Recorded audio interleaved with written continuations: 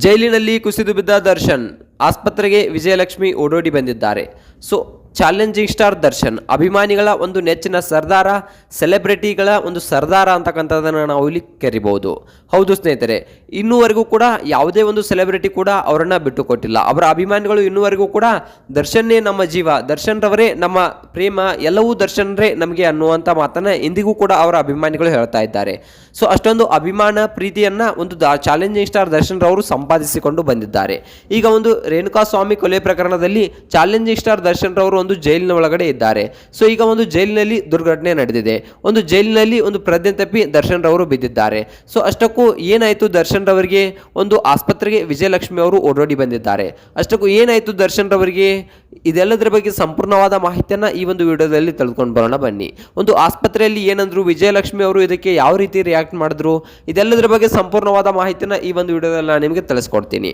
ಅದಕ್ಕೂ ಮೊದಲು ನೀವು ನಮ್ಮ ಚಾನಲ್ಗೆ ಹೊಸಬರಾಗಿದ್ದರೆ, ನೀವೇನು ನಮ್ಮ ಚಾನಲನ್ನು ಸಬ್ಸ್ಕ್ರೈಬ್ ಮಾಡಿಲ್ಲ ಅಂದರೆ ಈ ಕೂಡಲೇ ಸಬ್ಸ್ಕ್ರೈಬ್ ಮಾಡಿ.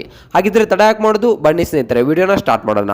ಮೊಟ್ಟ ಮೊದಲನೇದಾಗಿ ಹೇಳಬೇಕಪ್ಪ ಅಂತಂದರೆ, ಚಾಲೆಂಜಿಂಗ್ ಸ್ಟಾರ್ ದರ್ಶನ್ ರವರು ಒಂದು ಅಭಿಮಾನಿಗಳ ನೆಚ್ಚಿನ ಹೀರೋ ಅಂತಕ್ಕಂಥದ್ದನ್ನು ನಾವು ಇಲ್ಲಿ ಹೇಳ್ಬೋದು.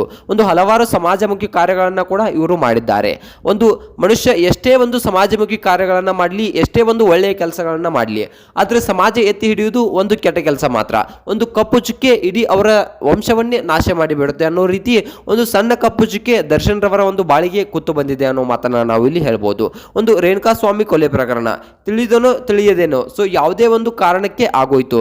ಸೊ ಆ ಕೊಲೆ ಪ್ರಕರಣದಲ್ಲಿ ದರ್ಶನ್ ರವರು ಒಂದು ಸಿಲುಕಿಕೊಂಡ್ರು.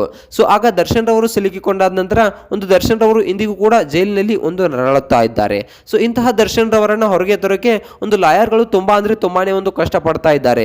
ಸೊ ಅದಕ್ಕೆ ಒಂದು ಲಾಯರ್ಗಳು ತುಂಬಾನೇ ಒಂದು ಸಮಯವನ್ನ ಕೇಳ್ತಾ ಇದ್ರು. ಸೊ ಇನ್ನು ನೋಡ್ಬೇಕಪ್ಪ ಅಂತಂದ್ರೆ ಏನಾಗಿತ್ತಪ್ಪ ಅಂತಂದ್ರೆ, ಲಾಯರ್ ರವರು ಒಂದು ಆ ನ್ಯಾಯಾಧೀಶರ ಮುಂದೆ ಬೇಡಿಕೆಯನ್ನ ಇಟ್ಟಿದ್ರು. ಇಲ್ಲ ದರ್ಶನ್ ರವರಿಗೆ ಒಂದು ಸಾಮಾನ್ಯ ಜನರಿಗೆ ಒಂದು ಸಿಗುವಂತ ಒಂದು ಸೌಲಭ್ಯಗಳು ಒಂದು ಜೈಲಿನಲ್ಲಿ ಸಿಗ್ತಾ ಇಲ್ಲ, ದಯವಿಟ್ಟು ಅವರಿಗೆ ಒಂದು ಬೇಲನ್ನ ನೀಡಿ ಅನ್ನೋ ಮಾತನ್ನ ಇಲ್ಲಿ ಒಂದು ವಕೀಲರು ಒಂದು ನ್ಯಾಯಾಧೀಶರ ಮುಂದೆ ಒಂದು ಕ್ವೆಶನ್ ಅನ್ನ ಇಟ್ಟಿದ್ರು.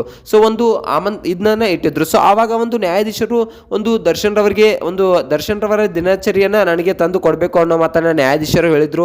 ಆಗ ದರ್ಶನ್ ರವರ ದಿನಚರಿಯನ್ನ ಅವರು ಏನೇನ್ ಮಾಡ್ತಾರೆ, ಸೊ ಎಲ್ಲೆಲ್ಲಿ ಮಲಗ್ತಾರೆ, ಅವರಿಗೆ ಫೆಸಿಲಿಟಿ ಏನನ್ನ ಕೊಟ್ಟಿದೆ ಅನ್ನೋ ಎಲ್ಲಾ ಒಂದು ಮಾಹಿತಿಗಳನ್ನ ಒಂದು ನ್ಯಾಯಾಧೀಶರ ಮುಂದೆ ತಂದಿಡಲಾಯಿತು. ಅದನ್ನ ಒಂದು ಪರೀಕ್ಷಿಸಿದ ನ್ಯಾಯಾಧೀಶರು ಏನ್ ಹೇಳಿದ್ರಪ್ಪ ಅಂತಂದ್ರೆ ವಕೀಲರಿಗೆ, ಇಲ್ಲ ಒಂದು ಎಲ್ಲವೂ ಚೆನ್ನಾಗೇ ಇದೆ, ಸೊ ದಯವಿಟ್ಟು ಇನ್ನು ಕೋರ್ಟಿನ ಸಮಯವನ್ನ ಹಾಳು ಮಾಡಬೇಡಿ, ಇನ್ನು 1 ವರ್ಷದ ಒಳಗೆ ಇದನ್ನ ಈ ಒಂದು ವಿಚಾರಣೆಯನ್ನ ಮುಗಿಸಿ ಅನ್ನೋ ಮಾತನ್ನ ನ್ಯಾಯಾಧೀಶರು ಹೇಳಿದ್ರು. ಇನ್ನು 1 ವರ್ಷಗಳ ಕಾಲ ದರ್ಶನ್ ರವರಿಗೆ ಬೇಲ್ ಸಿಗೋದಿಲ್ಲ, ದಯವಿಟ್ಟು ಒಂದು ಕೋರ್ಟಿನ ಸಮಯವನ್ನ ಹಾಳು ಮಾಡಬೇಡಿ ಅನ್ನೋ ಮಾತನ್ನ ಇಲ್ಲಿ ಸ್ಪಷ್ಟವಾಗಿ ನ್ಯಾಯಾಧೀಶರು ಹೇಳಿದ್ರು. ಒಂದು ದರ್ಶನ್ ರವರಿಗೆ ಇನ್ನು 1 ವರ್ಷಗಳ ಕಾಲ ಬೇಲ್ ಸಿಗೋದಿಲ್ಲ ಅನ್ನೋ ಮಾತನ್ನ ನ್ಯಾಯಾಧೀಶರು ಸ್ಪಷ್ಟವಾಗಿ ಹೇಳಿದ್ರು. ಇನ್ನು ನೋಡ್ಬೇಕಪ್ಪ ಅಂತಂದ್ರೆ ದರ್ಶನ್ ರವರು ಒಂದು ಊಟವನ್ನ ಸರಿಯಾಗಿ ಮಾಡ್ತಾ ಇಲ್ವಂತೆ ಜೈಲಿನಲ್ಲಿ. ಸೊ ಊಟವನ್ನ ಸರಿಯಾಗಿ ಮಾಡ್ತಾ ಇಲ್ವಂತೆ. ಸೊ ಏನು ಅವರಿಗೆ ಸೇರ್ತಾ ಇಲ್ವಂತೆ, ಬೆನ್ನು ನೋವು ದಿನದಿಂದ ದಿನಕ್ಕೆ ಹೆಚ್ಚಾಗ್ತಾ ಇದೆ ಅಂತೆ. ಅದಕ್ಕೆ ದರ್ಶನ್ ರವರು ಊಟ ಮಾಡದೇ ಇರೋ ಕಾರಣ ಒಂದು ಜೈಲಿನಲ್ಲಿ ಕುಸಿದು ಬಿದ್ದಿದ್ರಂತೆ. ಸೊ ಅಷ್ಟೇನು ಯಾವುದೇ ಪ್ರಾಬ್ಲಮ್ ಆಗದೆ ಒಂದು ಆಸ್ಪತ್ರೆಗೆ ದಾಖಲಿಸಿದ್ರಂತೆ. ಒಂದು ಆಸ್ಪತ್ರೆಗೆ ದಾಖಲಿಸಿದ ನಂತರ ಸೊ ಯಾವುದೇ ಮೀಡಿಯಾಗಳಲ್ಲಿ ಇದು ವೈರಲ್ ಆಗಿಲ್ಲ. ಯಾಕಪ್ಪ ಅಂತಂದ್ರೆ ಒಂದು ಆಸ್ಪತ್ರೆಗೆ ದಾಖಲಿಸಿ ಸೊ ಆದಷ್ಟು ಬೇಗ ರಿಕವರಿ ದರ್ಶನ್ ರವರು ಆಗಿದ್ದಾರಂತೆ. ಸೊ ದರ್ಶನ್ ರವರು ತುಂಬಾ ಚೆನ್ನಾಗಿ ಈಗ ಇದ್ದಾರಂತೆ. ಸೊ ಈ ಒಂದು ದರ್ಶನ್ ರವರ ಬಗ್ಗೆ ನಿಮ್ಗೆ ಏನಿಸುತ್ತೆ, ಇವರು ಒಂದು ರೇಣುಕಾ ಸ್ವಾಮಿ ಕೊಲೆ ಪ್ರಕರಣದಲ್ಲಿ ಒಳಗೆ ಹೋಗಿದ್ರ ಬಗ್ಗೆ ನಿಮ್ಗೆ ಏನಿಸುತ್ತೆ, ದರ್ಶನ್ ರವರು ಹೊರಗೆ ಬರ್ಬೇಕಾ ಅಥವಾ ಏನಾದ್ರೂ ಅಲ್ಲೇ ಇರಬೇಕಾ, ಇದ್ರ ಬಗ್ಗೆ ನಿಮ್ಗೆ ಏನಿಸುತ್ತೆ ಅನ್ನೋದನ್ನ ಕಮೆಂಟ್ ಮಾಡಿ. ಹಾಗೆ ನೀವು ಒಂದು ಯಾರ ಅಭಿಮಾನಿ ಅನ್ನೋದನ್ನ ಕೂಡ ಕಮೆಂಟ್ ಮಾಡಿ.